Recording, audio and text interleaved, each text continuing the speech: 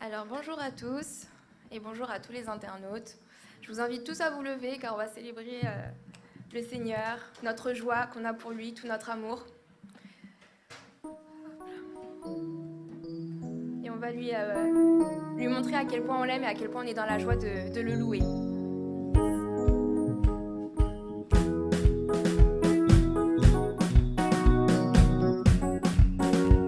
Je chanterai. Je chanterai de tout cœur les merveilles de mon papa Yahweh. Il m'a ôté des ténèbres, il m'a délivré de tout. Je chanterai de tout cœur les merveilles de mon papa Yahweh. Il m'a ôté des ténèbres, il m'a délivré.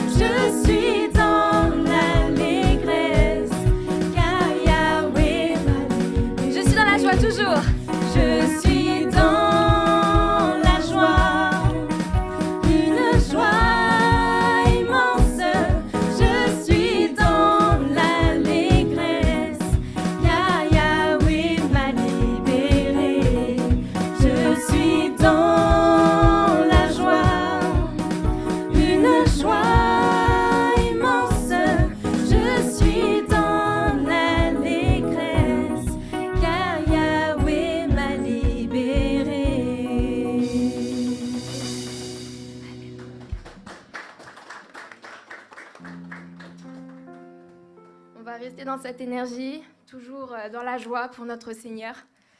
Et n'hésitez pas à danser, à chanter de tout votre cœur.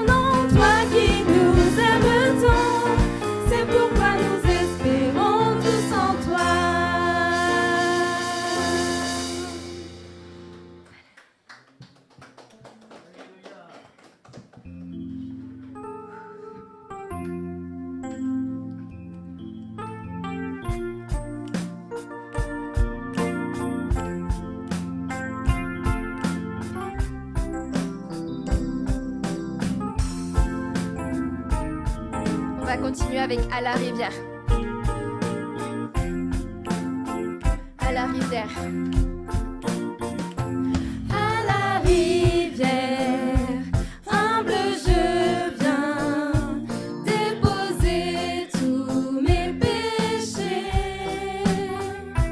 Pardonne-moi, purifie-moi, Seigneur, viens me rencontrer. Encore une fois, la rivière. À la rivière, humble je viens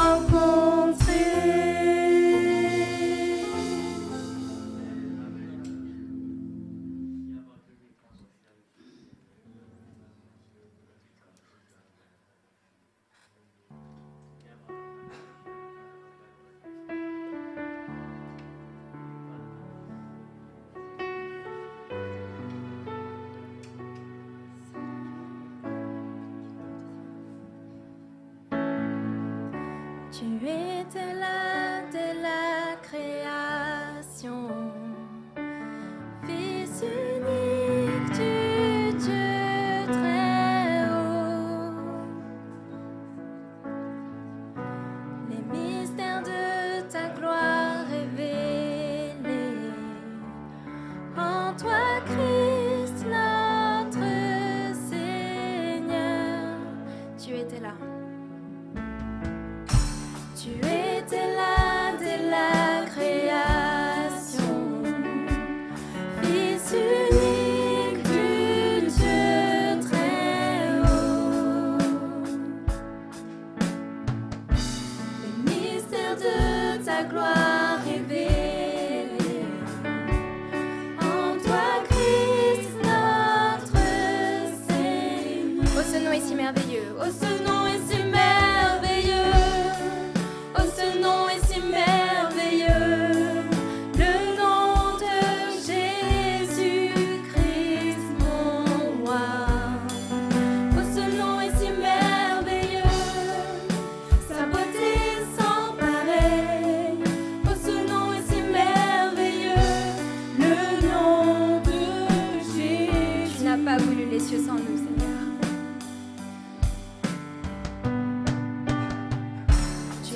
Pas voulu les cieux sans nous.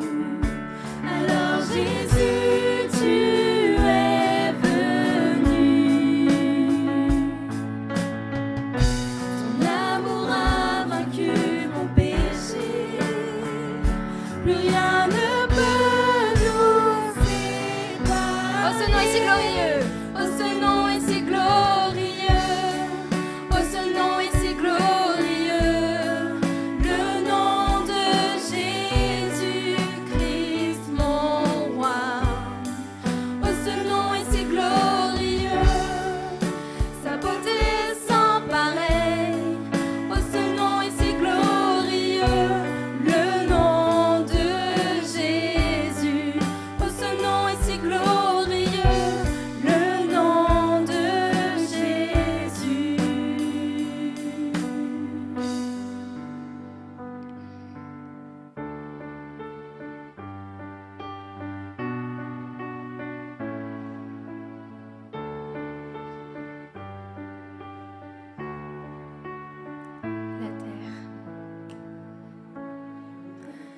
La terre a tremblé, le voile s'est déchiré, désarmant la mort et le péché. Les cieux chantent ta gloire, l'écho de ta victoire, car tu es le roi ressuscité. La terre a tremblé, la terre a tremblé. Le voile s'est déchiré, désarmant la mort et le péché. Les cieux chantent ta gloire, l'écho de ta victoire, car tu es le roi ressuscité. Tu es sans rival. Tu es sans rival. Tu es sans égal. Dieu, tu triomphes à tout jamais. À toi soit le règne, à toi soit la gloire, car ton nom surpasse tout autre nom. Oh, ce nom est victorieux. Oh, ce nom est victorieux. Oh, ce nom est victorieux. Le nom de Jésus-Christ, mon roi. Oh, ce nom est victorieux. Sa puissance est sans pareil. Oh, ce nom est victorieux. Le nom de Jésus. Oh, ce nom est victorieux. Le nom de Jésus. Tu es sans rival, Seigneur. Tu es sans rival. Tu es sans égal. Dieu, tu triomphes à tout jamais. À toi soit le règne, à toi soit la gloire.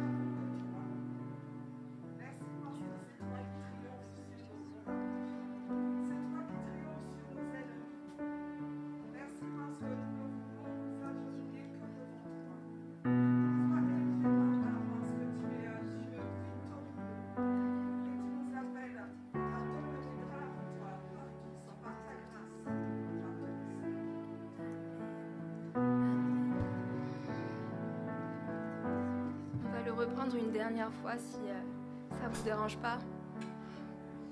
À partir de La terre a tremblé.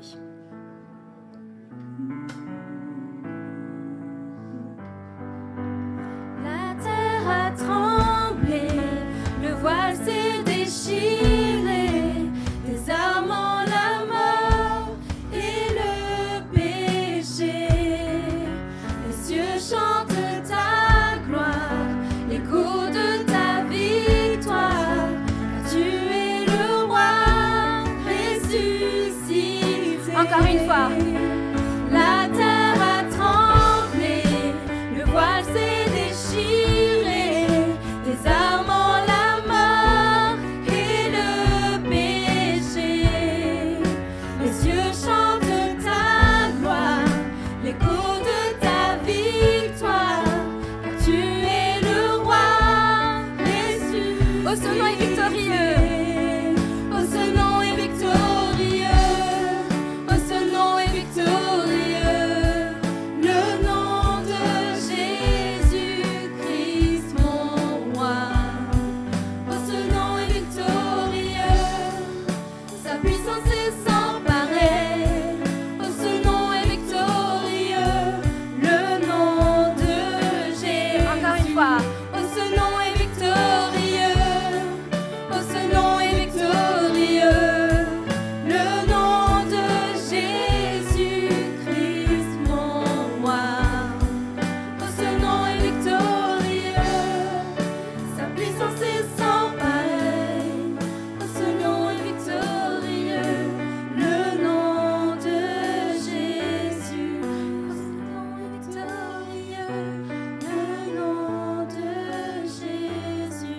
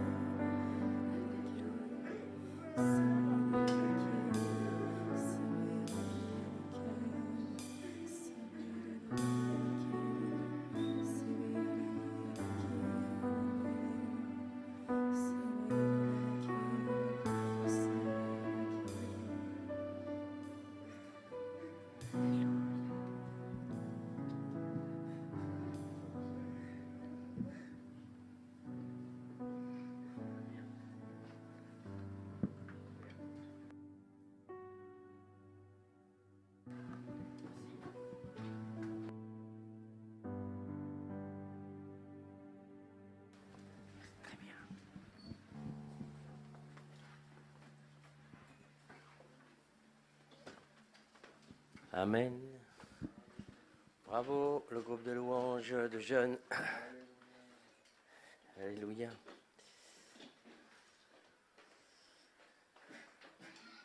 Bon, je vais mettre ça là-bas. On ne sait pas quoi faire des masques. Bon, je n'ai pas porté de muguet, mais hein, que la joie du Seigneur prenne toute la place dans votre vie. Hein. C'est bien un petit brin de muguet, mais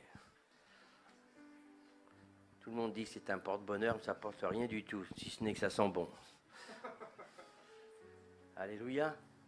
C'est sympa. Mais il y en a qui croient vraiment que ça porte bonheur. Hein. Alléluia. Ce qui est important, c'est que le Seigneur soit dans notre cœur. Et lui, il n'est pas juste pour une journée. Il restera tant le temps que vous lui laisserez la place. Alors, en ce dimanche 2 mai, je veux saluer les personnes nouvelles s'il y en a. Je porte mon regard. Je ne vois pas personne.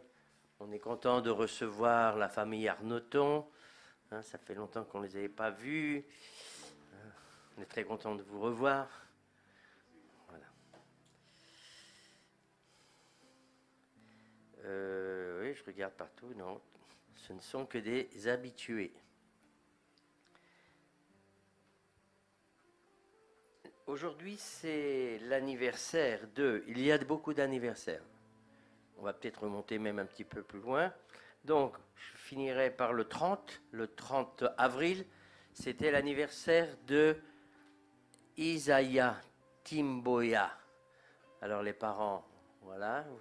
Pour ceux qui ne savent pas, relevez-vous, David et Nathanaël, voilà. Déjà 1 an. Hein? Jérôme Fontaine, notre technicien. Alors lui, c'est pas 1 an qu'il a. Hein, lui, c'est 38. Eh oui, 38. Ah oui, excusez-moi, c'est Mélu. J'ai vraiment des problèmes avec mes yeux. 36, ou avec mes lunettes, j'en sais rien. Le 28, c'était Catélion Laurine. Laurine, bon, ben on leur a souhaité l'anniversaire hier. 21 ans. Et puis Marceline Yolande, que vous ne voyez pas, je lui ai souhaité en tous les cas son anniversaire. Elle fait partie de ceux qui ne peuvent pas venir. Alors, 76 ans. Nathalie Claudia, c'est tout à l'heure. Et puis voilà. On va pas remonter. Il y a Claudia Sandrine. Il y a beaucoup de... On a eu beaucoup d'anniversaires en fin d'avril. Alors on va se lever, on va souhaiter l'anniversaire à tout ce petit monde qui est là. Pour ceux qui sont là, ceux qui ne sont pas là, ça sera tout à l'heure. Isaiah, il est là-haut. Isaiah se porte bien. Hein? Ah ça veut tout dire alors. Jérôme, 38, 36. Vas-y, maestro. Joyeux anniversaire, joyeux anniversaire, joyeux anniversaire, toute la liste. Joyeux anniversaire, et que Dieu vous bénisse, et que Dieu vous bénisse. Et que Dieu vous bénisse, les amis. Et que Dieu vous bénisse.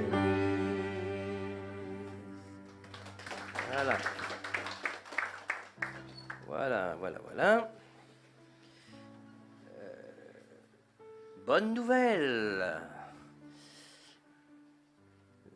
Le petit, je dirais, le grand et costaud Élisée est arrivé. Alors, c'est le fils de François et de Laetitia. Élisée. Alors, facile à retenir. Maintenant, je commence à retenir Isaiah. Avant, j'avais du mal avec Isaiah. Mais Élisée, c'est vrai. Donc, la maman va bien. Le papa aussi, apparemment. Voilà. Alors, François, il fait combien déjà? 50 cm 51 cm. Ah, t'as plus... Ah ben, retiens-le. À 3,9 kg, quand on m'a dit 3,9 kg, j'ai dit waouh! C'est Samson ou Élisée?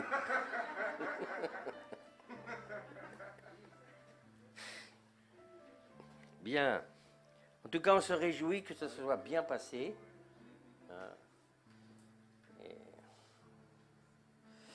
Et puis ma dernière annonce, après je donnerai la parole à Kenny, un petit compte rendu des jeunes, et puis c'est toi qui apporteras la prédication. Donc je vous rappelle à tous et à toutes, vous qui êtes ici et ceux qui m'entendez, c'est que dimanche prochain, c'est l'Assemblée Générale.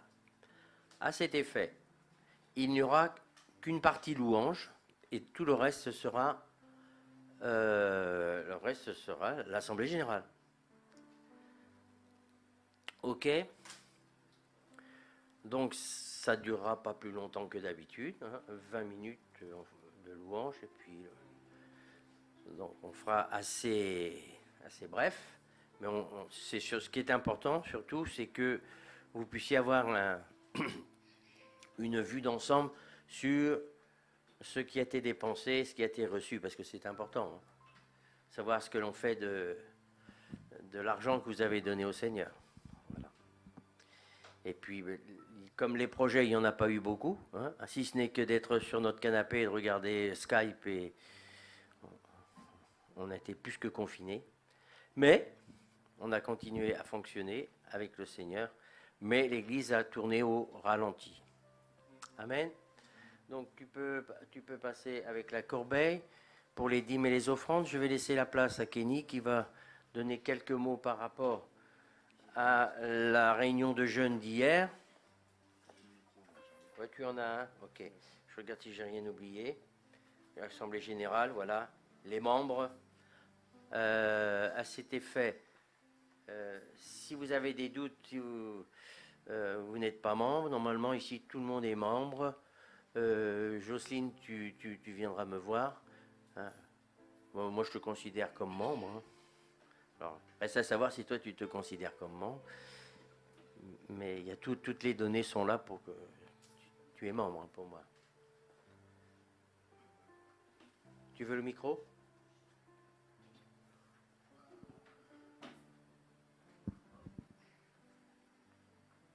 Qu'est-ce que tu vas me dire? Ouais, justement, c'est ça que je voulais. Il faut toujours venir me voir avant. En fait, bon, vas-y, je te fais confiance. Bonjour à tous. C'était pour vous annoncer que cette nuit, je suis devenu grand-père.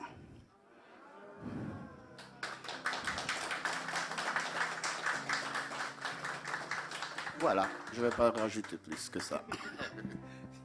C'est le premier, le deuxième, le combien? Le premier, ah oui. Il s'appelle comment le premier alors? Kaden.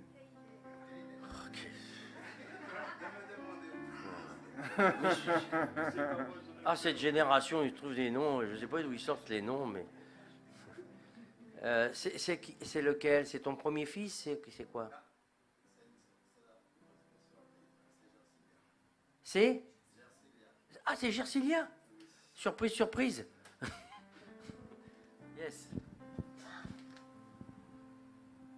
C'est pour ça qu'il a plus de cheveux, vous voyez. Hein, il a 7 enfants. Oui, tu quoi? Non, parce que vu que tu allais ranger, c'était pour donner à des chams pour... Il faut pas se T'en as déjà tous les cheveux. Je suis pas grand-père, moi c'est pareil. Hein. Il a fallu que je sois père, simplement. Oui, Père Céleste, on te rend grâce, Seigneur, pour cette journée, Seigneur. Merci, Seigneur, pour cette joie, Seigneur, de cette journée.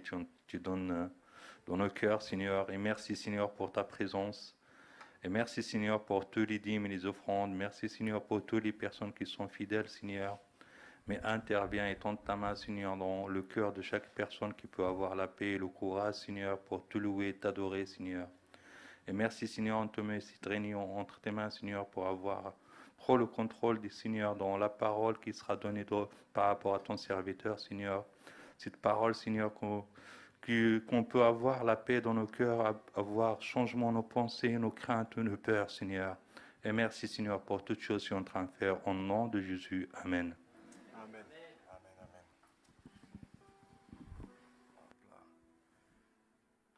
Alors, bonjour à ceux que je n'ai pas vus.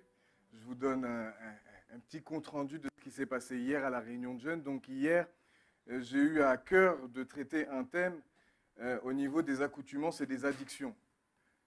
Donc on a traité là-dessus, qu'est-ce qu'était une addiction, qu'est-ce qu'était qu'une accoutumance. On a vu que les deux pouvaient être liés, parce que par exemple l'accoutumance, pour expliquer très rapidement, si vous ne cessez de prendre du Doliprane, votre corps commence à s'habituer. C'est comme quelqu'un qui est alcoolique, et ben à force de prendre de l'alcool, ben son corps s'habitue. Et il crée une certaine résistance à ça. Donc il lui en faut plus pour pouvoir retrouver... Donc ça amène, souvent l'addiction amène à l'accoutumance. L'addiction, c'est quoi? C'est quand on est vraiment, c'est plus fort que nous, on a une dépendance qui est très très forte à quelque chose, peu importe. Souvent on pense à tout ce qui est pornographie, à des choses comme ça, mais il y a aussi les jeux d'argent, on pourrait dire, les jeux d'argent, les jeux vidéo. On pourrait même parler de la nourriture, Pour certains, c'est maladif, à tel point qu'ils sont boulimiques, ils sont obligés de... Ils mangent, après ils vomissent, et puis ils remontent. Enfin, un cercle vicieux dans lequel même des personnes qui le veulent, eh ben, pour la plus grande part, n'arrivent même pas à s'en sortir.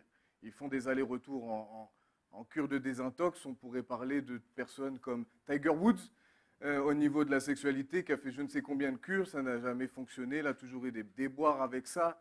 On pourrait parler de tous ceux avec l'alcool. J'ai parlé hier de DMX, au niveau de la drogue, qui lui, à 13-14 ans, celui qui était son mentor, en fin de compte, lui a pas dit, mais c'était du crack. Il a fumé du crack à 13-14 ans, et puis il a été dans une addiction terrible. OK ? Donc, j'ai donné les points clés. C'est à travers Jésus que nous pouvons être libérés de chacune de nos addictions. Et c'est là la vraie clé. C'est là la vraie source d'espérance pour nous. C'est qu'à travers Jésus, on peut être libéré de ça. Mais il faut nous armer de ce que dit la parole de Dieu. Donc, il faut savoir qui nous sommes en Christ. Il faut savoir ce que Dieu dit au sujet de ce que nous vivons. Est-ce que nous pouvons être réellement libres ? Eh bien, la réponse est oui. Je ne vais pas reprêcher là-dessus, même si ça me tente. Mais je vais me retenir parce que j'ai autre chose à vous dire ce matin. Et donc, c'est sur ça qu'on a partagé. Et il y a vraiment eu un échange, c'était vraiment très, très intéressant. Je finirai pour ça, surtout j'ai dit aux jeunes, vous savez qu'on peut être addict aussi à notre smartphone. Il n'y a pas que les jeunes, il y a les moins jeunes aussi. Et ça, c'est un gros problème. Et dit pour notre siècle, c'est une bénédiction parce qu'on peut appeler, on peut ceci, il y a les réseaux sociaux. C'est bien quand les gens sont en Afrique ou peu importe dans le monde, on peut avoir encore un contact avec eux. Mais le problème, c'est qu'on se rend compte que ça prend vraiment beaucoup, beaucoup, beaucoup de place dans notre vie. Et de ça aussi, on peut être libéré. Alléluia. Alors voilà pour le compte-rendu. Et pour aujourd'hui, je voulais vous parler de quelque chose que j'ai eu à cœur. Vous allez me dire, mais en ce moment, tu fais que nous parler d'Abraham. Je ne le fais pas exprès. Bon partage à vous les préados. Que le Seigneur soit avec toi, Dominique. Alléluia. Et donc encore notre ami Abraham, mais là je vais parler d'un moment bien précis de sa vie. C'est au niveau de, j'ai appelé le titre de mon message, c'est l'épreuve d'Abraham. Et c'est pas, vous allez le voir, on va le lire ensemble, vous la connaissez de toute manière, c'est pas une petite épreuve, pas une petite du tout. Mais c'est là où, pour introduire un peu ce que je vais dire, c'est là où j'ai vu franchement qu'Abraham était un homme qui n'était pas dans les grandes proclamations, mais par contre qui était dans les grands actes. Ce n'était pas un homme qui, en fin de compte, il était humble, et pourtant, quand Dieu lui a demandé de partir, il ne savait même pas où il allait aller, mais il a obéi. Aujourd'hui, on pourrait dire que c'est fou, mais c'était un homme comme ça qui, quand Dieu lui... Oui. Et ce que j'ai été étonné de remarquer, c'est que ce n'est pas un homme qui murmurait. Ce n'est pas un homme qui allait rechigner, qui allait quoi que ce soit. Il écoutait Dieu. Quand Dieu disait quelque chose, il croyait véritablement. Et pourtant, au début, on le voit, Abraham ne savait pas réellement qui était Dieu. C'est simplement, Dieu s'est présenté. Il lui a dit, va là, il a obéi, il y est allé. Et puis ça a été une succession comme ça, où Dieu a fait des promesses, notamment celle d'Isaac. Vous allez comprendre pourquoi je dis ça, parce que la grande épreuve, c'est celle-ci. Quand Dieu a demandé à Abraham de sacrifier son fils, et pas n'importe quel fils, celui qui devait, à travers lui, la postérité. Donc c'est pas n'importe quoi, c'est pas une petite épreuve. C'est une épreuve, même quand j'y ai repensé, quand j'ai médité là-dessus, je me suis dit, punaise. Je me suis imaginé à la place d'Abraham en son temps, si Dieu me disait, tiens, tu vas prendre Éden, et Éden, je veux que tu me le sacrifies. Ah là, quand j'ai pensé à ça, j'ai dit, ouloulou, là on n'est pas simplement dans les grandes proclamations, là, lui, il a été même jusqu'au bout, il était prêt d'aller jusqu'au bout. Mais on va voir, parce qu'il a déclaré des paroles de foi. Et c'est là où j'ai été étonné d'Abraham, dans le bon sens. Alors ça commence dans Genèse 22, et on va lire du verset 1 au verset 19. C'est assez long, mais en fin de compte, ça va tourner autour de ça, essentiellement, de ce texte essentiellement. Alors moi, je vais le lire sur ma Bible. Après ces choses, Dieu mit Abraham à l'épreuve et lui dit, « Abraham !» Et il répondit, « Me voici. » Ça, c'est peut-être un détail, mais pour moi, c'est Je ne vais pas faire comme la chanson, c'est peut-être un détail pour vous, mais pour moi, ça veut dire beaucoup. Mais quand Dieu l'a appelé, il a dit « me voici ». Nous, à sa place, quand Dieu nous appelle à faire quelque chose, qu'est-ce qu'on dit?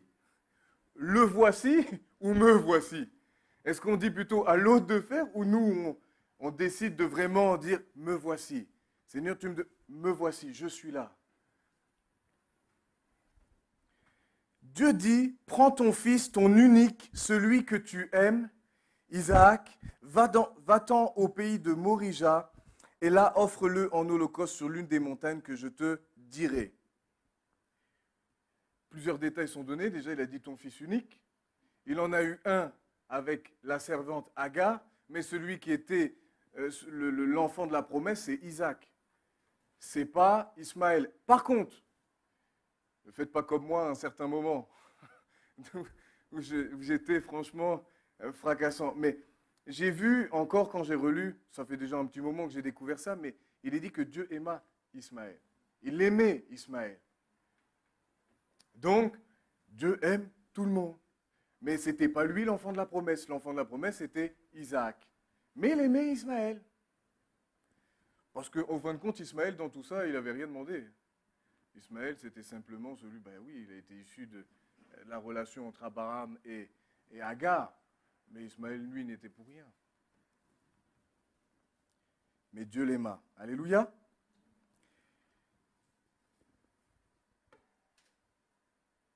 Au niveau de l'épreuve, je n'ai pas dit ça, mais au niveau de l'épreuve, il est dit le mettre à l'épreuve. On pourrait dire dans d'autres traductions, il est marqué éprouvé. Et il y en a une autre qui m'a interpellé et qui dit, je ne me rappelle plus, ça doit certainement être la Français courant ou quelque chose comme ça, ou Semeur, qui nous dit Dieu veut voir si Abraham est toujours prêt à lui obéir. Et ça m'a interpellé. Parce qu'il y a des saisons dans notre vie, il y a des épreuves où Dieu nous regarde. Il sait déjà. Parce qu'en fin de compte, Dieu est quoi? Il est omniscient, il est omnipotent, il est omniprésent. Donc il sait tout déjà à l'avance. Mais il y a des phases dans notre vie, j'appelle ça des carrefours, à travers des épreuves, où nous allons devoir prendre des décisions qui peuvent réellement nous coûter quelque chose. Et c'est là où on voit si réellement nous sommes prêts à tout sacrifier, si nous ne sommes pas prêts à tout sacrifier. C'est dans ces moments-là où tout est révélé.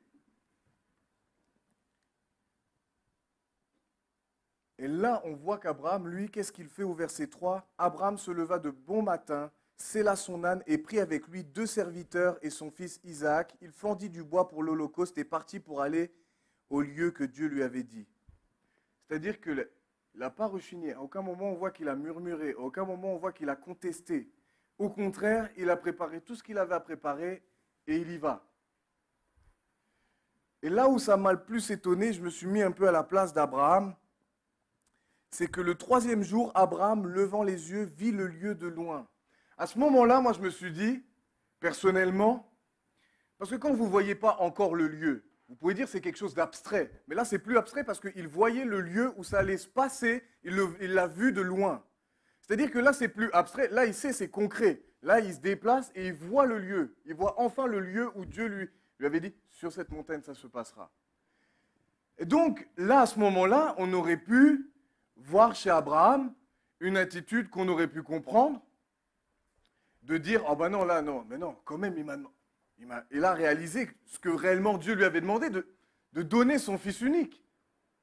Mais à aucun moment on voit chez Abraham un seul moment se dire, ben non, c'est bon, je vais retourner en arrière, je ne vais pas faire ce qu'il m'a dit, je vais pas accomplir ce qu'il m'a demandé.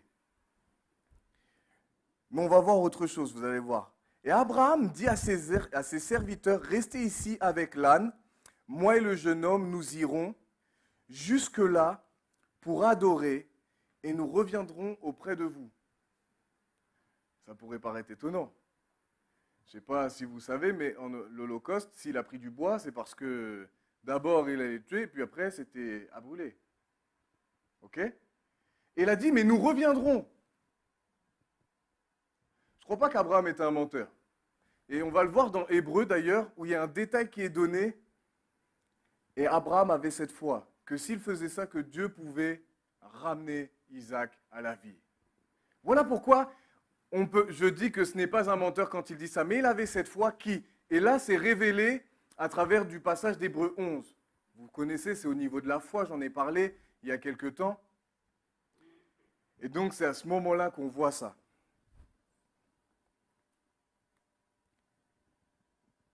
Je vais reprendre un peu mes notes parce que du coup ça coule. Je vais reprendre un peu mes notes. Surtout au niveau de l'épreuve. Parce qu'on pourrait se dire, mais Dieu, il n'est pas juste. Ou Dieu, il est méchant. Dieu reste bon. Je vais vous faire une parallèle. Et cette parallèle, je prends Yves et moi. Excuse-moi Yves, je sais que je parle souvent de toi. Mais c'est parce qu'on se parle beaucoup, du coup ça fait que... Souvent c'est toi, surtout par rapport à ça. Quand Yves a appris l'appel qu'il y avait sur ma vie, quand il l'a su, ce qu'il a fait, c'est pas tout de suite ah bah tiens c'est bon, c'est lui le pasteur, c'est lui le prochain, c'est lui, et puis tiens, allez, on y va. Non. Il y a eu un temps où Yves m'a toujours dit quelque chose, et il l'a encore répété cette semaine quand on était ensemble, où il m'a dit, Kenny, tu verras dans ta vie, je regarde. Il y a plusieurs étapes. Et ça ne me dérange pas, j'ai toujours dit à Yves que ça ne me dérangeait pas, qu'il pouvait regarder, et qu'au contraire, dans un sens, ça me rassure qu'il regarde. Parce que si je fais quelque chose de mal, je préfère le savoir. Donc, il a dit, là, il y avait ma vie, au tout début, j'étais célibataire. Il m'a dit, ça, c'est la première étape, je vois comment tu fonctionnes. Mais la seconde, c'est quoi? C'est quand tu seras marié, je vais regarder comment tu vas fonctionner. Et la troisième étape, et je suis en plein dedans, c'est maintenant quand tu as un enfant, quand tu auras un enfant, je vais regarder maintenant comment tu vas fonctionner. Parce que ce sont des étapes clés dans une vie de n'importe qui.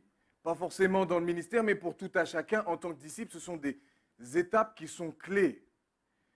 Mais pour moi, en tant qu'appelé au ministère de pasteur, ça, c'est quelque chose qu'on ne peut pas transiger. Donc Yves, comment il a fait au tout début? Et c'est ça que j'ai apprécié. Il est allé petit à petit.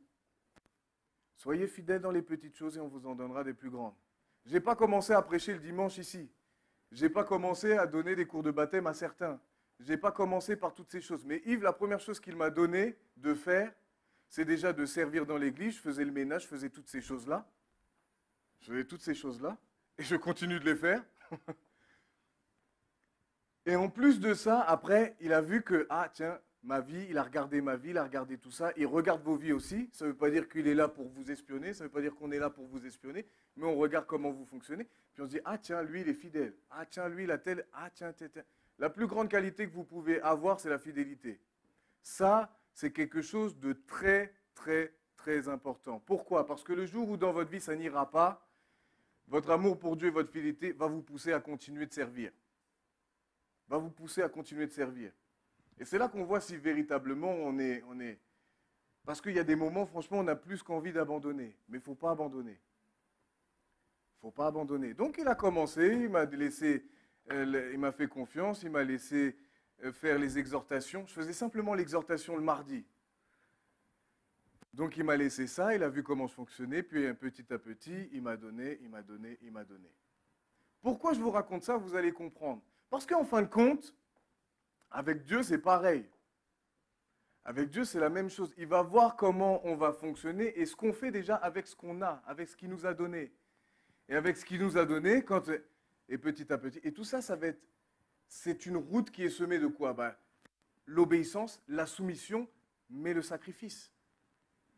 Il faut être prêt à sacrifier pour Dieu. C'est-à-dire que il y a des moments, tu vas devoir faire des choix dans ta vie. Et ça m'est arrivé. Il y a un moment, je devais choisir entre continuer à faire des nuits et à avoir une vie, franchement, alors là, je gagnais tellement bien. Même quelqu'un qui a une licence ne gagnait pas autant que moi. Et j'avais juste un bac pro. Ça, je sais, je vous ai déjà raconté. Mais ça a été un moment clé, ça aussi. Et en fin de compte, si vous êtes prêt à sacrifier des choses comme ça, et à croire que Dieu va pourvoir, parce que c'est ce qui va être dit dans le texte aussi. Dieu pourvoit. Mais est-ce qu'on y croit vraiment? Parce que des fois, on dit beaucoup de choses. Dieu est ceci, Dieu est cela. Mais est-ce qu'on y croit réellement? En fin de compte, c'est simple. Je ne sais pas si vous avez vu sur Facebook, j'ai mis simplement une petite phrase pour introduire. Aussi, pour ceux qui regardent Facebook, quand j'ai partagé ça, j'ai dit, mais quand tout va bien, et c'est facile de dire que Dieu est bon. C'est facile que, alléluia, merci Jésus, oh ta grâce est merveilleuse, oh ton amour est merveilleux. Toutes ces choses-là, c'est facile à dire.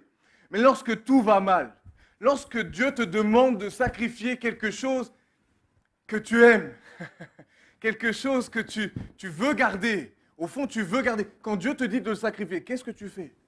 Tu préfères obéir ou tu préfères garder ce que Dieu te dit de retirer de ta vie?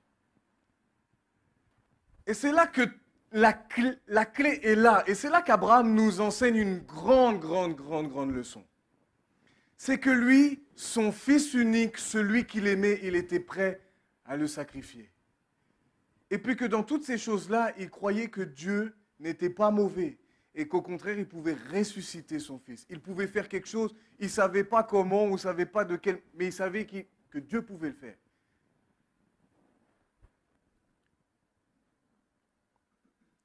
Abraham, verset 6, prit le bois pour l'holocauste et le chargea sur son fils.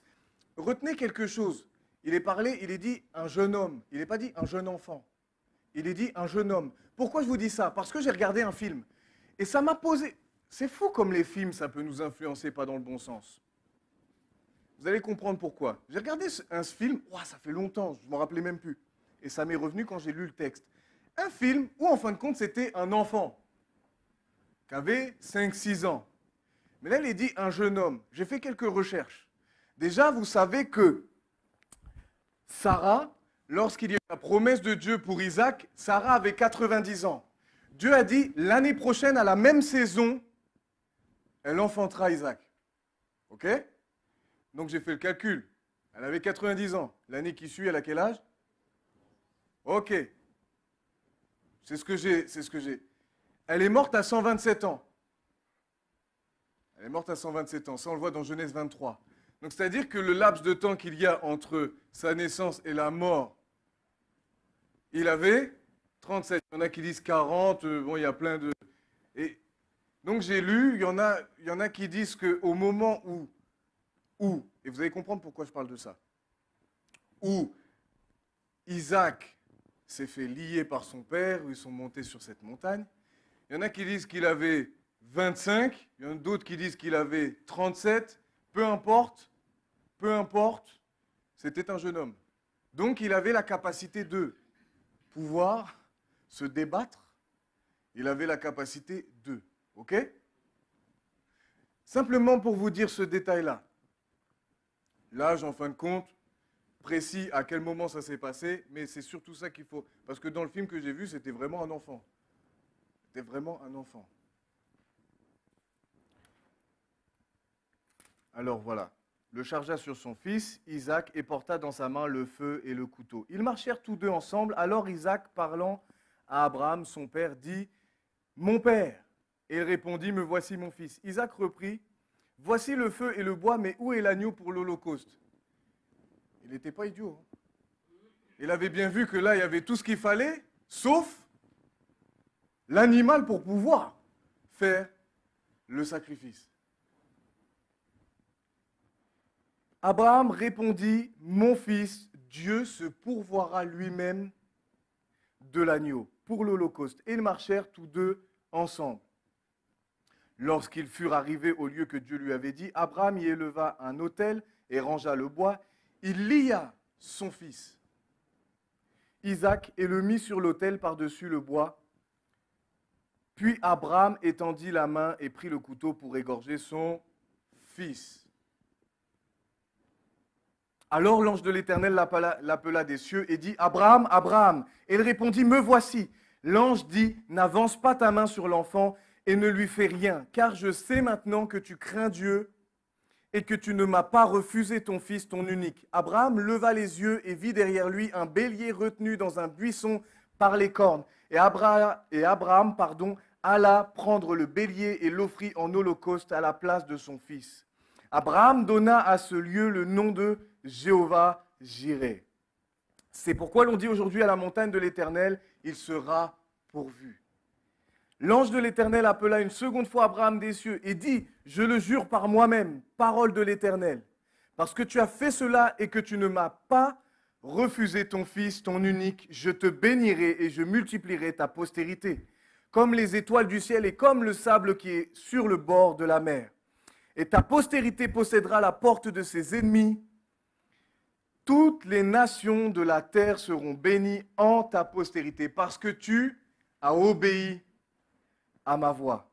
Abraham étant retourné vers ses serviteurs, ils se levèrent et s'en allèrent ensemble à Beersheba, car Abraham demeurait à Beersheba. J'ai poursuivi tout le long du texte. Donc on voit, c'est là qu'on voit le cœur de Dieu, c'est qu'à aucun moment Dieu n'allait laisser Abraham tuer son fils.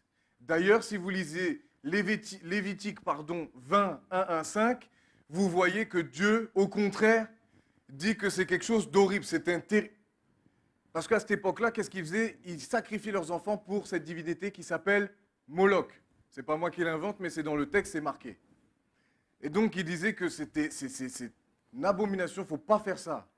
Il ne faut pas sacrifier son enfant pour quelconque divinité. Donc, si déjà on ne fait pas pour les divinités, les démons, on ne fait pas pour Dieu non plus. OK? Alors, je prends mes notes.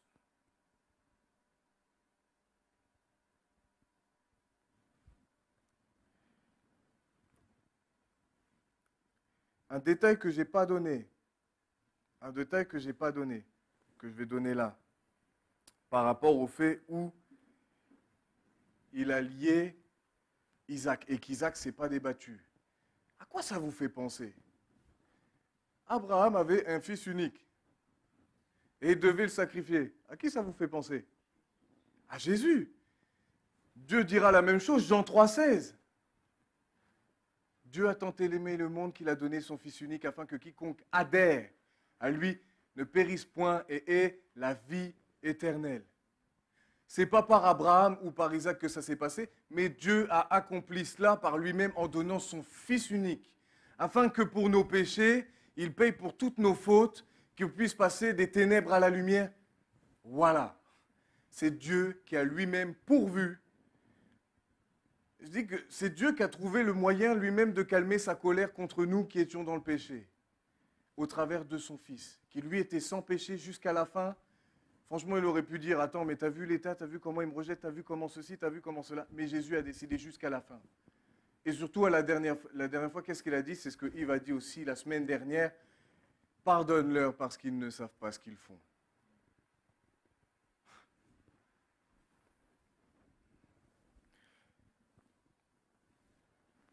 Donc la parallèle, vous pouvez la voir en s'offrant lui-même en sacrifice à son Père. Donc là, c'est le verset 16 dans Genèse 22, mais vous trouvez ça dans Jean 10, 17 à 18, pour ceux qui prennent des notes.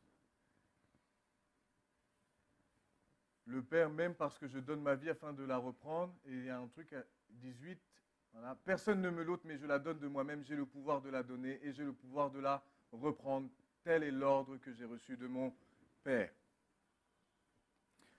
L'autre point, c'est étant sauvé de la mort, événement qui correspond à la résurrection de Christ. Ça non plus, je ne l'invente pas, on voit ça dans le verset 12 dans Genèse 22, mais on le voit dans Hébreux 11, du verset 17 à 19. C'est par la foi qu'Abraham offrit Isaac lorsqu'il fut mis à l'épreuve et qu'il offrit son fils unique, lui qui avait reçu les promesses, et à qui il avait été dit, en Isaac sera nommé pour toi une postérité. Je ne sais pas si j'ai... Ah, voilà. Il pensait que Dieu est puissant, même pour ressusciter les morts, aussi le recouvra-t-il par une sorte de résurrection. En empêchant, Dieu, en mettant ce bélier qui était coincé par les cornes, a empêché, et en fin de compte, Isaac qui devait mourir n'est pas mort. OK? Et c'est là qu'on voit que sur ça, Abraham, c'est vraiment un grand exemple pour nous. Et pourtant, à cette époque-là, si on remet dans le contexte, il n'y avait pas la loi. Il n'y avait pas tout ça. La loi n'est arrivée qu'à partir de Moïse. On est d'accord? C'est-à-dire que lui n'avait pas la loi. Mais en son temps, Abraham était... C'est comme avec Noé. C'est comme ça que j'ai découvert, j'ai compris un peu comment. Je me suis toujours posé la question. Mais comment ils font? Comment on fait ceux qui n'étaient pas sous la loi, Mais en leur temps, c'est comme Job sous la loi, il est dit qu'en son temps, c'était un homme qui était droit, qui était intègre. qui était juste devant Dieu. C'est comme Noé, en son temps, c'était un homme qui était droit et intègre. Ben, il en est de même pour Abraham. En son temps, c'était un homme qui était droit, qui voulait obéir, qui se soumettait à Dieu.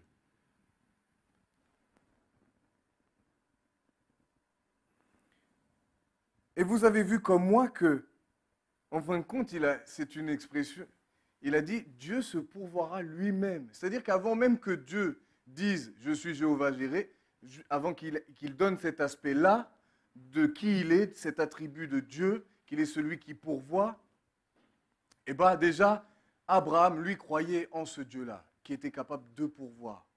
Déjà, à l'avance, il avait eu cette révélation de la personne de Dieu, dans le sens qu'il était il était le Tout-Puissant, ça il avait découvert, mais il avait découvert aussi qu'il était celui qui pourvoirait à chacun de ses besoins. Peu importe ce qu'il pouvait vivre, il savait que ce Dieu-là pouvait pourvoir à chacun de nos besoins. Est-ce que vous le croyez? Vous savez, on dit Amen, je ne doute pas de ce que vous dites. Moi-même, j'ai dit Amen. Mais lorsque j'étais obligé d'arrêter les nuits et que lorsque je gagnais 2000 à 2400 euros, que je suis passé à 1200 euros, vous savez, là, on n'est plus du tout dans le même... Là, maintenant, tu dis, oui, je vais arrêter. Et c'est là où je me suis dit, dans mon cœur, je suis quand même un peu accroché à l'argent. Quand même un peu accroché à l'argent. On manquait de rien. On ne manquait de rien. Tout ce que Laura voulait, tout ce que je voulais, je lui disais, tiens, prends ma carte. Parce que je savais que je pouvais mettre de côté, je pouvais tout faire. Mais je suis arrivé à ce stade-là, où là, par contre, avec la première paye que j'ai eue, c'était 1130 euros. 1130 euros. Notre loyer, déjà, à cette époque-là, était de 760. Laura ne gagnait pas non plus énormément.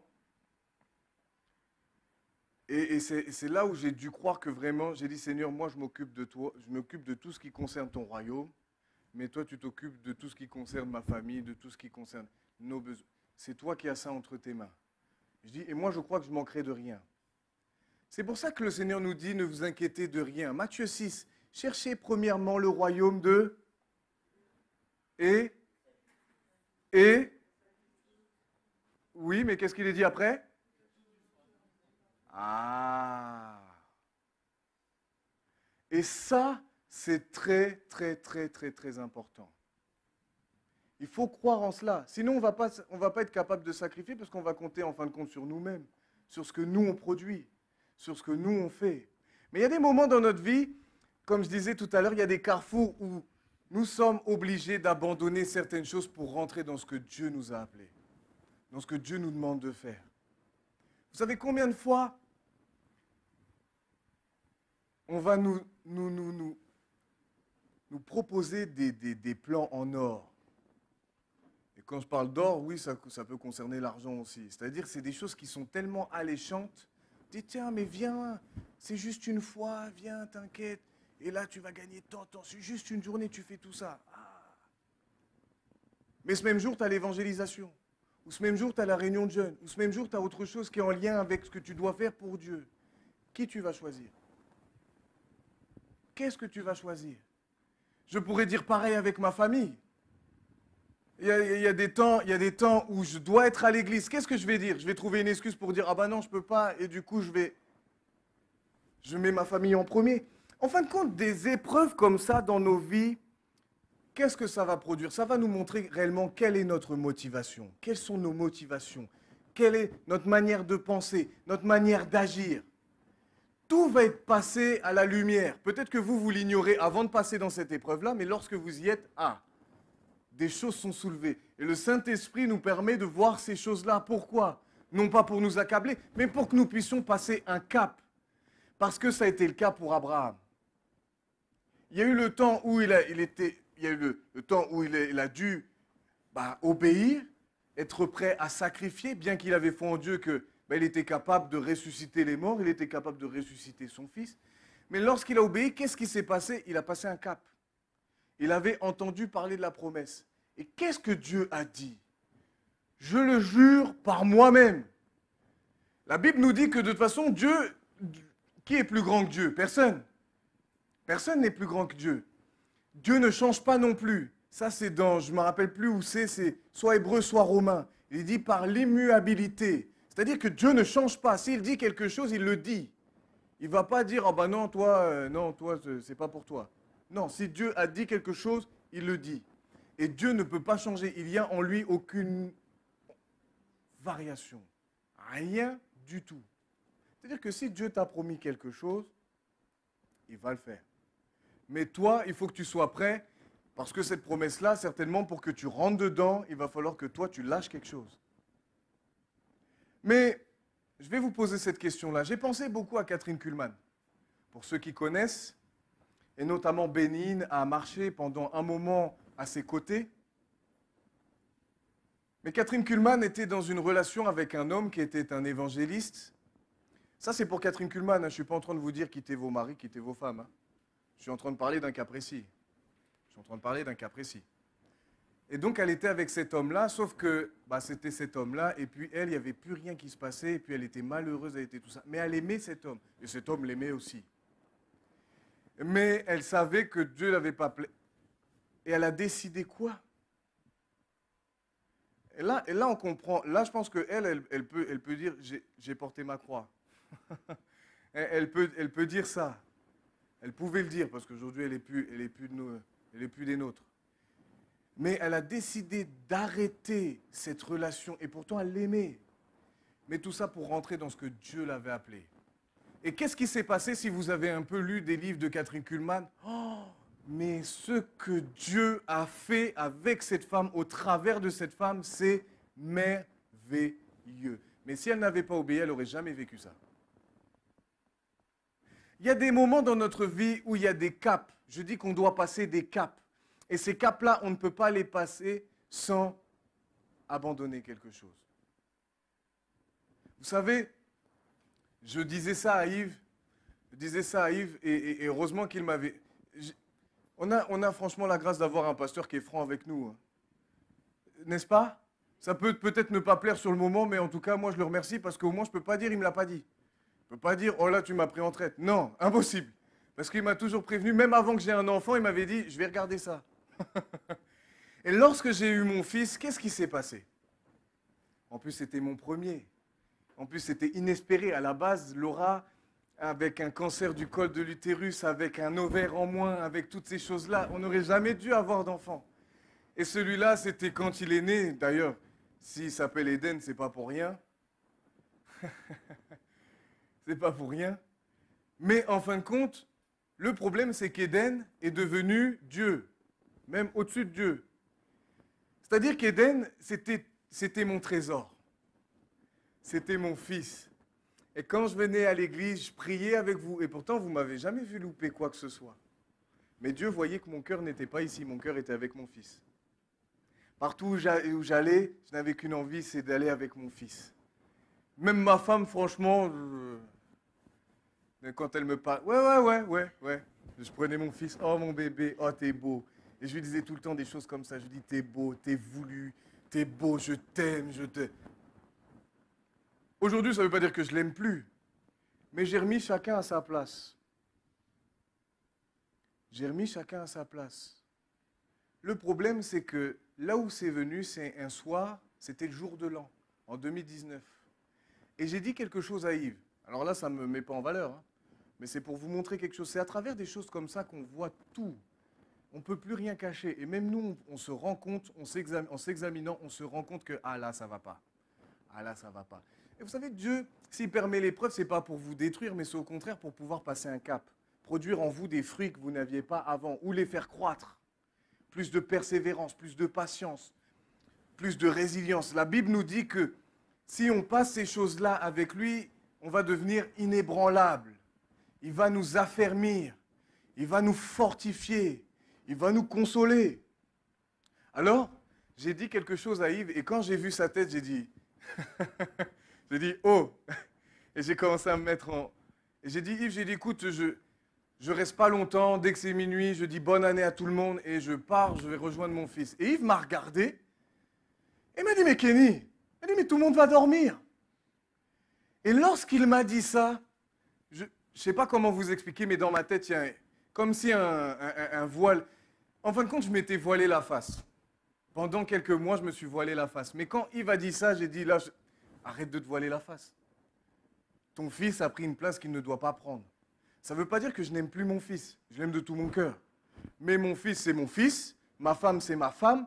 Et quand c'est les temps pour Dieu, mon fils, Dieu en prend soin. Et ma femme, Dieu en prend soin. Alléluia. Mais il a fallu que je passe par ça pour croire ça. Il a fallu que je passe par ça pour croire ça. Donc si vous êtes là, des fois vous sacrifiez un peu de temps. Et c'est rien en fin de compte. C'est rien. Aujourd'hui, nous ne sommes pas persécutés. Si déjà ces choses-là, nous bloquons à ce niveau-là, waouh! Quand on va devoir lutter à cause du péché jusqu'au sang, jusqu'au prix de notre vie, il n'y aura plus personne. Je ne veux pas vous condamner comme ça, mais même pour moi, je me suis dit, mais là, Seigneur, si déjà sur des choses comme ça, je ne veux pas prendre des décisions, mais le jour où ça sera au prix de ma vie, mais je vais faire comme Pierre. Hein.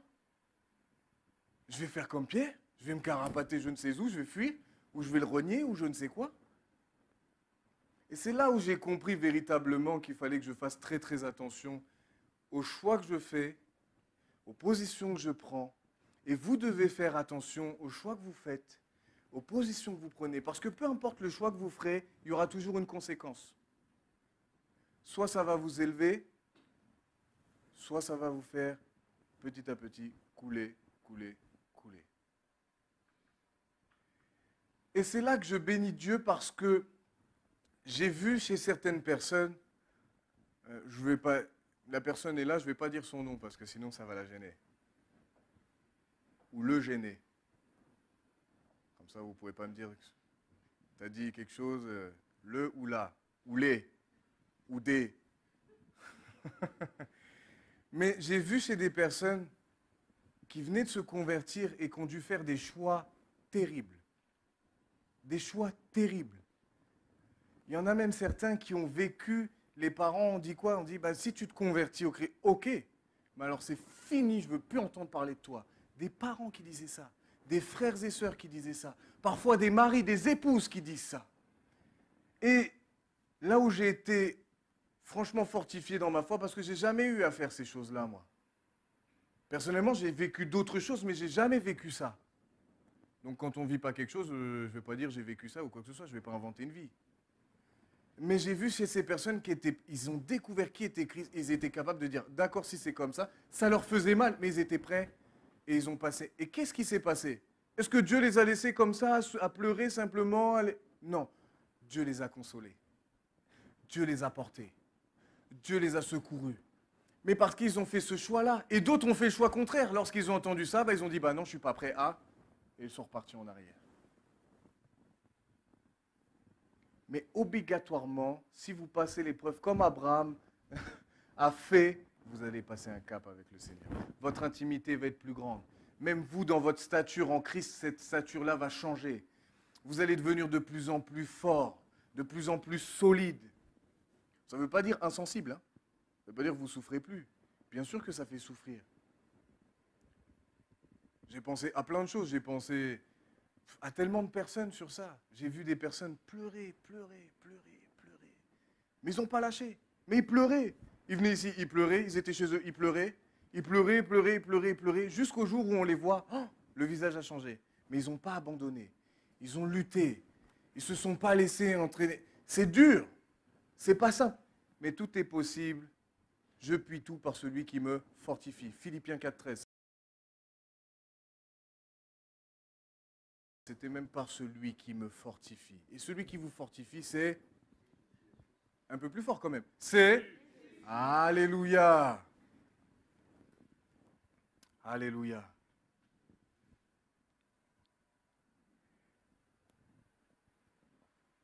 Abraham avait une foi véritable.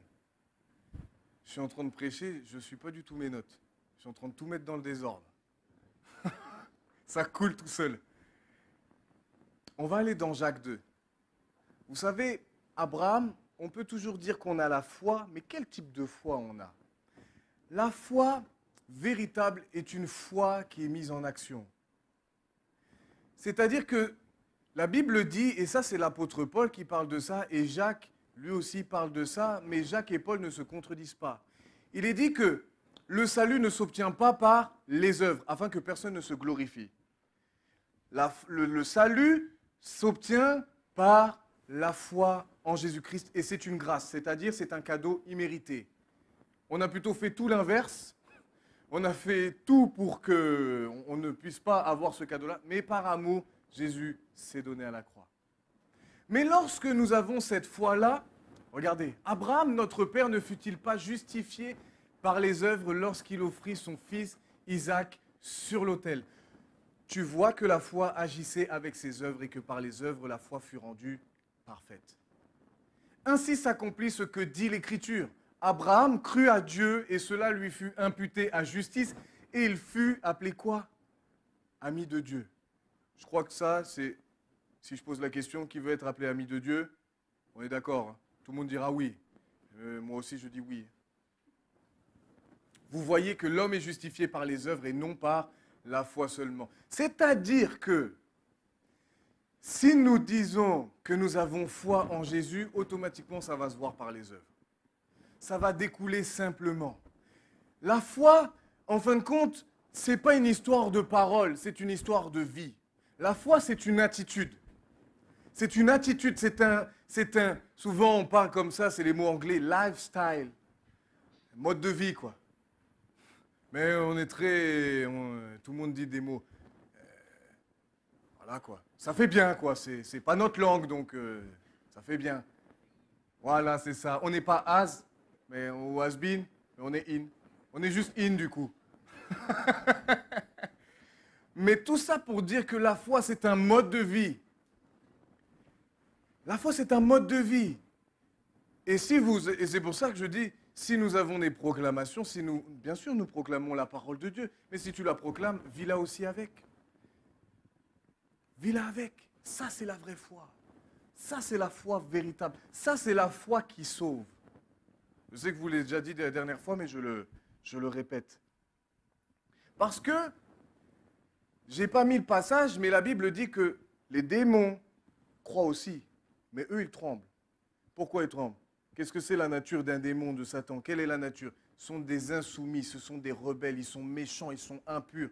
Donc ils savent très bien ce que Jésus a fait à la croix. Ça, ils le savent très bien. Parce qu'ils ont été vaincus, ils ont été cloués, Colossiens 2,15. Donc ils savent très bien ce que Jésus a fait à la croix.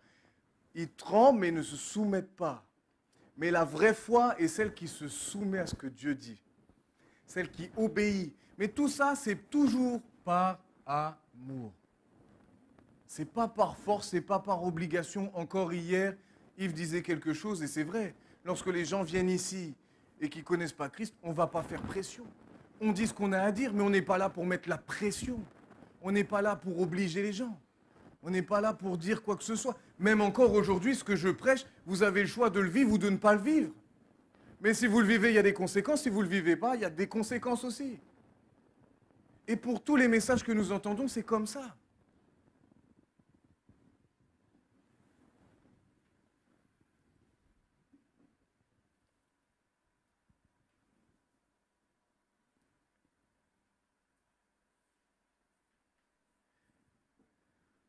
Je reviens sur ça, parce que du coup, j'ai tellement parlé, je n'ai pas suivi mes notes, je vois qu'il y a des choses qu'il faut que je dise, c'est important.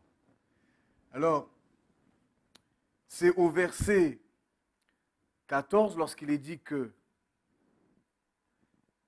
Abraham donna à ce lieu le nom de Jéhovah Jireh, c'est pourquoi l'on dit, aujourd'hui à la montagne de l'Éternel, il sera pourvu. Donc ça, le premier point, Dieu éprouve parfois la foi de ses enfants. Il arrive que oui, Dieu permet des situations et ça va éprouver notre foi. Ça va nous éprouver. Ça va être comme un... Souvent, quand j'étais au tout début de ma conversion, j'avais encore cet esprit un peu trop compétiteur. Et je me disais, Seigneur, tu vas voir. Fais ça et tu vas voir, moi, je vais rester. Tu vas voir, moi, je vais être capable. Tu vas voir, moi, je vais être ceci. J'ai vu ce que ça a donné dans ma propre vie. Mais... c'est-à-dire qu'il ne faut pas avoir des grandes proclamations, mais il faut dire, moi maintenant c'est comme ça que je parle. Je dis, Seigneur, tu vois comme je souffre. Tu vois comme c'est difficile mais je veux continuer à t'obéir, alors donne-moi ta grâce. Donne-moi la capacité de pouvoir continuer. Donne-moi ta force, parce que moi, tout seul, j'y arriverai pas. Alors qu'avant, quand je disais ça, je disais, Seigneur, vas-y, teste-moi, mais je vais aller moi tout seul, tu vas voir, je vais arriver tout seul. J'ai pas besoin, t'inquiète, pas besoin de prier, pas besoin de tout ça. Total déséquilibre. C'est-à-dire que même quand tu es éprouvé, demande la grâce de Dieu sur ta vie pour que tu puisses continuer, tu puisses avoir la force. Parce que le jour où on va devoir, je ne sais pas si vous êtes en train de lire ça, les infos, mais là, waouh, ça commence à sentir mauvais pour nous. Hein. Au niveau de la loi du séparatisme, où ils disent certaines choses, waouh. Là, ça va être une autre histoire. Si ça passe, ça va être une autre histoire. Et là, tout ce qu'on va prêcher, tout ce qu'on va dire, quand ça va, on touche à des sujets qu'il est, bon, la foi, tout ça, bon, encore. Mais quand ça va toucher à d'autres choses où on va commencer à dire des vérités qu'ils ne veulent pas entendre, ça va être une autre histoire. Et ça va être subtil. Donc c'est là qu'on va, là c'est là dans des moments comme ça, il faut dire Seigneur, moi je veux, mais toi, donne-moi la capacité de pouvoir tenir. Physiquement, mentalement, donne-moi la force. Donc ça, vous le voyez dans 1 Pierre 1, 6 à 7. Alors, c'est toujours ça qui m'a... En fin de compte, à chaque fois que je le lis, j'ai toujours la même attitude. 1 Pierre 4, 12 à 14. Qui peut dire qu'il se réjouit lorsqu'il souffre? Qui peut dire ça? En général, la souffrance, ça n'a rien de réjouissant. Mais là, bien-aimés, ne soyez pas surpris comme d'une chose étrange qui vous arrive de la fournaise qui est au milieu de vous pour vous éprouver. Il va y avoir des situations dans notre vie et ça va aller crescendo parce que Jésus revient. Alors ça va aller de pire en pire et ça, il faut s'y attendre. Voilà pourquoi le Seigneur nous dit, armez-vous à la pensée, l'apôtre Paul plutôt, nous dit, armez-vous à la pensée de souffrir pour Christ. Il faut s'armer. Dès maintenant, il faut s'armer. C'est encore 1 Pierre 4, c'est dans 1 Pierre 4 tout ça. Et franchement, je vous encourage à le lire encore une fois, en entier. Moi, je ne donne que ça, mais lisez-le en entier. Bien-aimés, ne soyez pas surpris comme d'une chose étrange qui vous arrive, de la fournaise qui est au milieu de vous pour vous éprouver. Réjouissez-vous, au contraire. Qu'est-ce qui nous fait... En quoi nous devons nous réjouir? De la part que vous avez aux souffrances de Christ, afin que vous soyez aussi dans la joie et dans l'allégresse lorsque sa gloire apparaîtra. Je retiendrai toujours ce passage qui nous dit que lorsqu'on a fait une bêtise et qu'on est repris et qu'on souffre, ça c'est une chose. Là c'est pas... Mais lorsque c'est injuste, il est dit que l'esprit de gloire est sur vous. L'esprit, le Saint-Esprit est sur vous. La présence de Dieu est sur vous. Que vous sentiez ou que vous ne sentiez pas. Mais l'Esprit de Dieu est sur vous. Et là, lorsqu'on vit des choses injustes, c'est là où on doit se réjouir. On se réjouit que dans ces temps-là, Dieu nous soutient. Parce que maintenant que je regarde certaines épreuves en arrière, je me dis, mais en fin de compte, je disais que j'en pouvais plus. Mais en analysant, j'ai dit, mais là, Seigneur, tu étais là. Mais là, tu m'as fait ça. Là, tu m'as donné ça. Là, tu m'as aidé à continuer. Et c'est là où je me suis dit, ah ben oui, c'est en ça qu'on doit se réjouir. C'est qu'en fin de compte, même dans ton épreuve, même dans ce qui est difficile, Dieu y est aussi. Ce matin, je chantais tout seul chez moi, là dans le feu. Tu es là dans le feu. Peu importe ce que... Dans le feu, là, dans la fournaise, tu es là. Et tu me donnes la capacité de... Et si vous êtes outragé par le nom de Christ, vous êtes heureux parce que l'Esprit de gloire, l'Esprit de Dieu repose sur vous. Alors c'est là où on a l'impression que, quand il y a des épreuves comme ça, on a l'impression que la vision qui nous a été donnée, elle va mourir. Je vais donner plusieurs exemples. Celui de Joseph, lorsqu'il a reçu la vision avec ses frères, et que lui était celui qui restait debout, et eux étaient ceux qui s'inclinaient. Qu'est-ce qui s'est passé? Il a eu le malheur de dire ça, et eux, par jalousie, les premiers nomades qu'il y avait, et ils ont vendu. Ils l'ont vendu. Et puis quand vous voyez toute l'histoire, waouh, il y a eu la femme de Potiphar, tout ça. Mais à aucun moment, lui, il a toujours voulu rester intègre. Il a toujours voulu rester droit. Il n'a jamais voulu faire quoi que ce soit de mauvais, de contradictoire. Il aimait vraiment Dieu et donc il a tout fait. Et pourtant, il a souffert. Et on aurait pu se dire, mais attends, la vision qu'il a vue, mais la vision que Dieu lui a donnée, mais non, c'est impossible, ça ne se fera jamais. C'est impossible, ça ne se ferait jamais. C'est mort, tu vois là où je suis actuellement. Mais ça, c'est mort, je ne vivrai pas ces choses-là. Eh bien, la fin de l'histoire est quoi? Et que Joseph a bel et bien vécu ça. Il a été élevé par Dieu. Et malgré toutes les tentatives, par diverses personnes, d'empêcher mais que cette vision, ça, elle s'est révélée. On pourrait parler de Jésus. On pourrait parler de Jésus, parce que nous, on connaît l'histoire. On a le début et la fin. Quand on voit la croix, on se dit, mais les disciples, moi je me dis, il faut se mettre à leur place. Ils devaient se dire, mais ça y est, mais non. Mais non, il a été vaincu. Il a perdu, en fin de compte, tout ce qui a été dit, on n'en verra jamais l'accomplissement. Mais Jésus a été ressuscité. Comme ça, à première vue, on pourrait dire, la vision est morte. Mais non, la vision de Dieu n'est pas morte. S'il l'a dit, il le fera. S'il l'a dit, il le fera.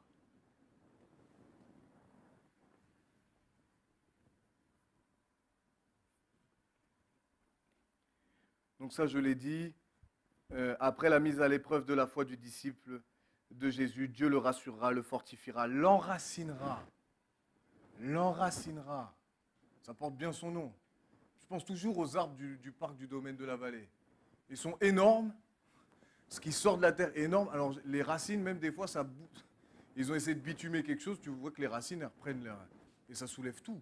Ils sont enracinés. Il peut y avoir du vent, il peut y avoir tout ce que vous voulez. Ça, vous serez enracinés.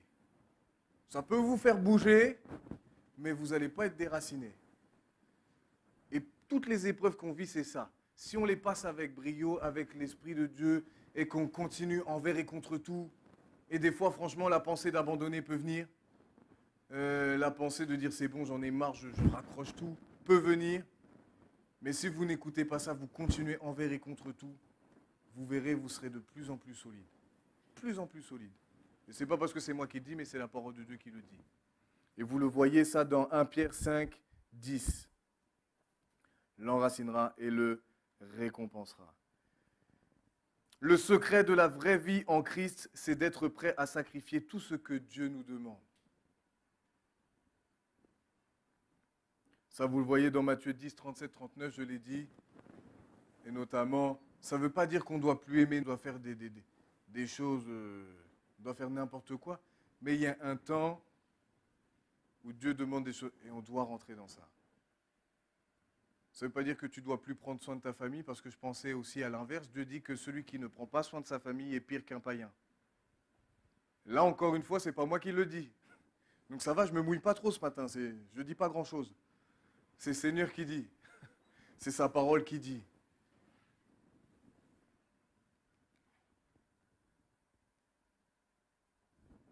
Celui qui aime son père ou sa mère plus que moi n'est pas digne de moi, et celui qui aime son fils ou sa fille plus que moi n'est pas digne de moi. Celui qui ne prend pas sa croix et ne me suit pas n'est pas digne de moi.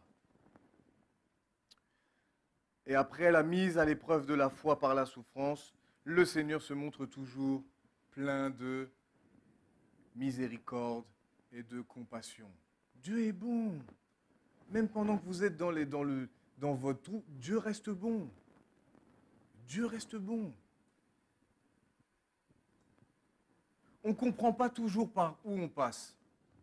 Et je crois qu'Abraham, c'est le bon exemple, parce que Dieu lui a demandé d'aller quelque part, il ne savait même pas où il allait. On ne comprend pas toujours par où on passe, pourquoi on souffre comme ça. Pourquoi, souvent je disais, mais Seigneur, qu'est-ce que j'ai fait? Souvent je parlais comme ça, qu'est-ce que j'ai fait? Qu'est-ce que je n'ai pas fait pour mériter ça? Et des fois vous examinez. C'est pas que vous avez fait ou que vous n'avez pas fait. C'est simplement que le diable veut vous détruire. Le diable veut vous empêcher de rentrer dans ce que Dieu veut pour vous. À travers vos souffrances, Dieu veut vous... Combien de fois je me suis laissé... Et c'est là qu'il y a des choses qui... Quand vous souffrez, souvent on se renferme sur nous-mêmes, on ne prend plus aucune nouvelle de qui que ce soit, on ne s'occupe plus de qui que ce soit.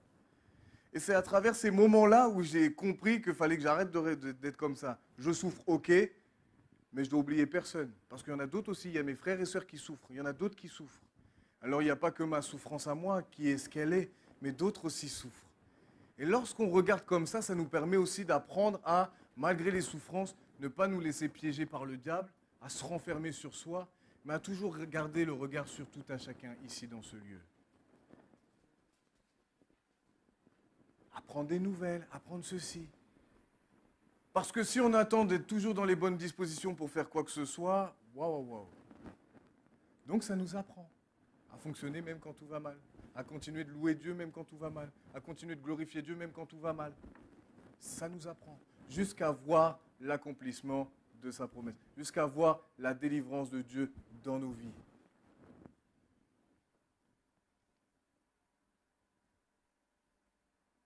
Donc voilà. J'ai terminé, je dirais, soyons comme Abraham, soyons des hommes de foi, soyons des hommes qui sommes prêts et des femmes à nous soumettre réellement à Dieu, à ce qu'il nous demande, et d'être dans ses plans. Je dis, sincèrement, avant je ne le disais pas ça, je préfère souffrir avec Christ, m'être sur le chemin qu'il a prévu pour moi, que d'avoir la paix, mais d'être en dehors de ce que Dieu a prévu pour moi. Parce que dans la souffrance, il y sera. La Bible nous dit, je crois que c'est dans Hébreux 4, où il est dit que lui-même a été tenté, lui-même a souffert. Donc il sait ce que vous vivez. S'il y a bien quelqu'un qui peut comprendre nos souffrances, s'il y a bien quelqu'un qui peut, c'est bien Jésus. Parce que lui-même est passé par là. Lui-même a dû passer par là. Donc nous, en tant que disciples, on ne peut pas passer au-dessus.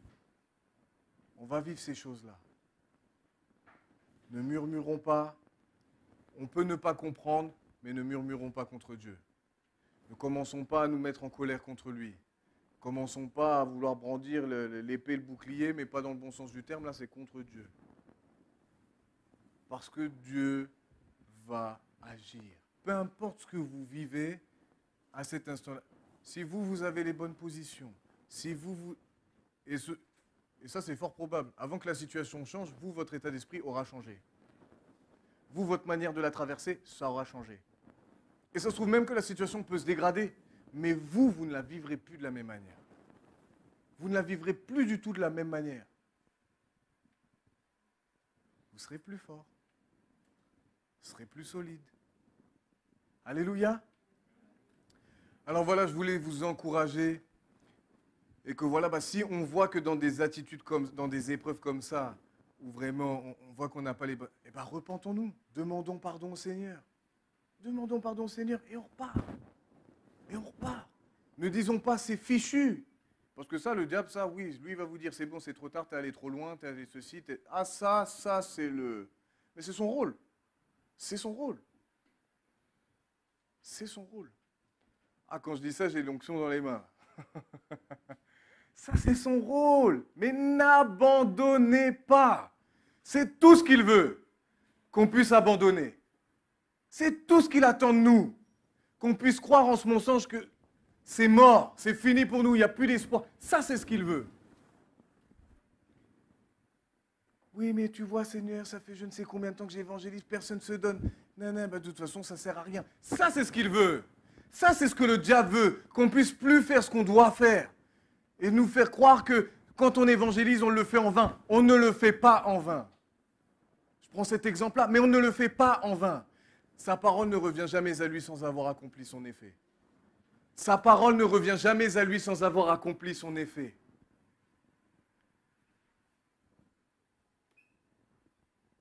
Je pourrais continuer encore, mais je vais je sens que ça... Oh si, je suis obligé.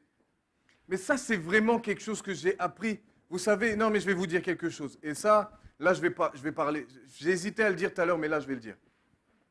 Là, je vais le dire. Ça ne me met pas en valeur, mais ce n'est pas grave. Mais vous allez voir ce qui s'est passé.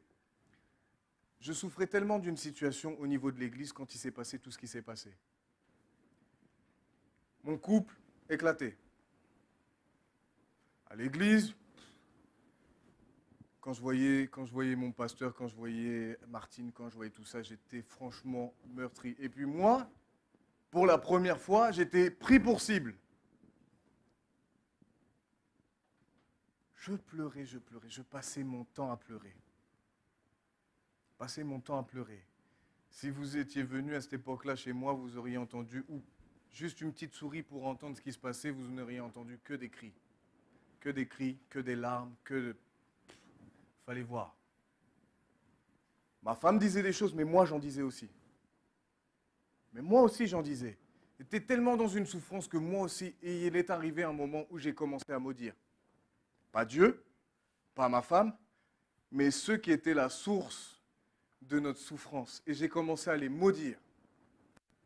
J'ai commencé à les insulter. Ah! Et à peine sorti de ma bouche, je me suis mis à pleurer parce que je ne voulais pas faire ça. Mais je souffrais tellement que c'était plus fort que moi et je me suis mis à maudire. Et j'ai demandé pardon au Seigneur. J'ai dit, Seigneur, je ne veux plus jamais faire ça. Ma femme, je lui avais dit des choses terribles. Je suis allé voir ma femme, je lui ai demandé pardon. C'est dans ce moment-là où j'ai tout appris. J'ai cru même qu'à un moment, j'ai dit, mais Seigneur, je lui dis, mais là, je ne m'en sortirai pas vivant de ça. La seule chose que j'arrivais à dire, c'est Seigneur, reprends-moi. Pour moi, à ce moment-là, je vous dis clairement, je me suis dit, mais je ne serai jamais pasteur, je n'arriverai jamais à passer ça. Et c'est bon, c'est mort, Dieu s'est trompé, c'est pas moi. Et plein de pensées ont commencé à venir comme ça. Et il y a eu un combat terrible en moi. Parce que j'aimais ma femme, mais on ne faisait que se détruire. Et même les gens, et c'est ça qui est triste, c'est que même les gens qui m'ont tapé dessus, je les aimais. Mais à un moment, je souffrais tellement que je commençais à les maudire, à tout ça. Et j'ai demandé pardon, Seigneur. Et je ne sais pas comment vous expliquer. Je dis, c'est pour ça que c'est dans l'épreuve que vraiment notre caractère se forme. Que vraiment tout se forme. C'est là, c'est dans le feu. C'est comme un métal, c'est comme l'or. C'est dans le feu. C'est à travers le feu que tu le façonnes. C'est à travers ça que tu commences à lui donner la forme que tu souhaites. Dieu permet ça afin qu'on puisse avoir une seule forme. Celle de Christ. Et à partir de ce moment-là, j'ai demandé pardon et je ne sais pas comment expliquer. Je dis ça pour vraiment vous encourager. Ce n'est pas pour que ce soit fixé sur moi, mais c'est pour vous encourager. J'ai plus joué dans la même catégorie. C'est-à-dire que là, on me tapait dessus, ça me faisait toujours mal, mais ça ne m'écrasait plus. Et pourtant, on me disait des choses même pires que ce que j'avais reçu avant. Mais ça ne m'écrasait plus. Et à ce moment-là, et c'est là où j'ai compris la parole de Paul quand il dit « Ma grâce te suffit ». C'est là où c'est devenu une réalité pour moi. C'est là où c'est devenu une réalité pour moi. Que ça puisse devenir une réalité pour tout à chacun. Amen. Parce que, c'est pour ça que je parle de ces choses-là, parce que je les ai moi-même vécues, je ne vous raconte pas tout. Il ne vous raconte pas tout non plus. On ne vous raconte pas toujours tout ce qu'on vit, toutes les batailles qu'on a, tous les trucs. Là, je vous livre ça parce que j'avais vraiment à cœur de parler de ça. Depuis tout à l'heure, je sens que je voulais vous parler de ça. Et pourtant, je prêchais moi aussi. Je sais qu'il ne faut pas maudire, je sais qu'il ne faut pas insulter, je sais qu'il ne faut pas faire toutes ces choses-là. Mais j'étais dans un tel état où là, j'en avais ras-le-bol. J'ai dit, c'est bon Seigneur, ça suffit. Je lui ai dit, j'en ai marre. Et je parlais comme ça. Hein. Là, je vous fais exactement la même intonation, je vous fais tout pareil. J'étais au pied de mon lit, je pleurais, j'ai dit, c'est bon, j'en ai marre.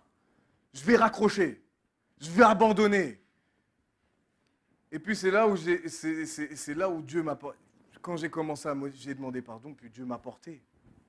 À partir de ce moment-là, c'est plus moi qui marchais. Plus moi qui marchais, c'était lui qui me portait. J'arrivais plus à marcher de toute façon. C'est lui qui me portait. La grâce de Dieu est bien réelle. Et ce qu'il a prévu pour toi, tu vas rentrer dedans. Tu vas rentrer dedans. Garde les bonnes positions. Si tu vois qu'à des moments, tu demandes pardon. Demande pardon. Il va te purifier. Son sang te purifie. Si le diable veut te rappeler ce que tu as fait, tu dis non, non, non, non, Seigneur m'a pardonné. Il n'y a plus aucune condamnation pour ceux qui sont en Jésus-Christ. Et continuez de marcher. Amen. Alors levons-nous, je vais simplement prier.